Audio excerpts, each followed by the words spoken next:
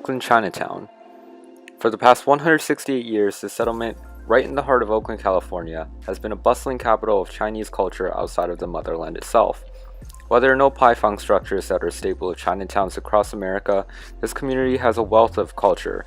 This area, which is less than 1 square mile in size, is home to many shops and establishments, including many grocery stores, restaurants, jewelry stores, and churches.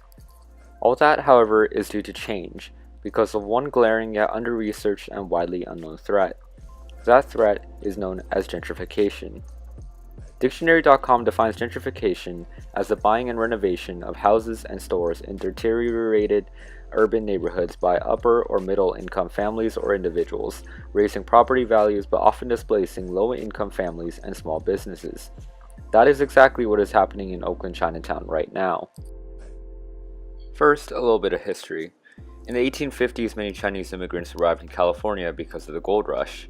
They were often not welcomed on the mining field, often because of racial bigotry, so many moved and began doing business in the larger cities of the Bay Area, primarily Oakland and San Francisco. Even back in the 1800s, many of these Chinatowns struggled to stay afloat, as they were forced to relocate or burned down by other xenophobic residents who did not want them settling there. The Chinese Exclusion Act in 1882 further displaced Chinese people living in America, leaving just a small settlement of Chinese immigrants at 8th and Webster, the current location of Chinatown. However, events in the early 1900s began changing Chinatown. The 1906 earthquake in San Francisco displaced thousands of Chinese residents living in SF, so they moved across the bay to Oakland Chinatown.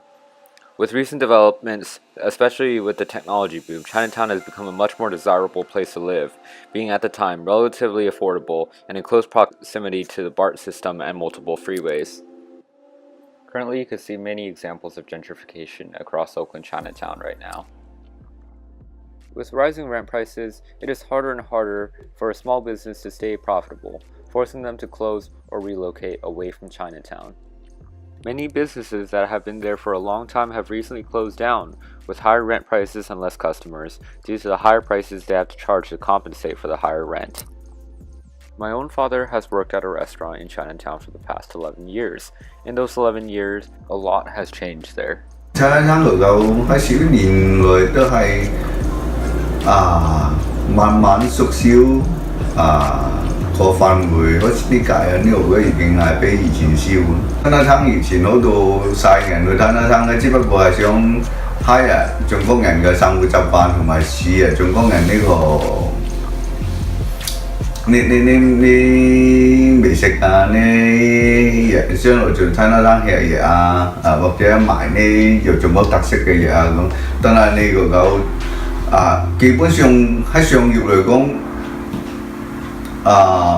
冇咩話已經喺Chinatown冇咩話有中國特色啲嘢賣，除咗藥材，但係喺世人嚟講，啲藥材佢都係唔種藥，佢都係唔識嘅啲乜，佢又唔可以即時嘅，所以係已經係對佢嚟講冇乜吸引力。Higher rent prices have also driven low-income residents away from Chinatown.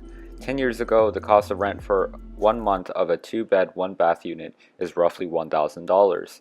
Today is closer to $2,500 to $3,000. Building on the higher rent prices, the location of Chinatown is also a major factor of the higher rent prices, as well as the fewer people living there. Chinatown is just a few blocks from City Hall and is close to several major highways, streets, and is widely accessible both to and from via the bus and the BART system.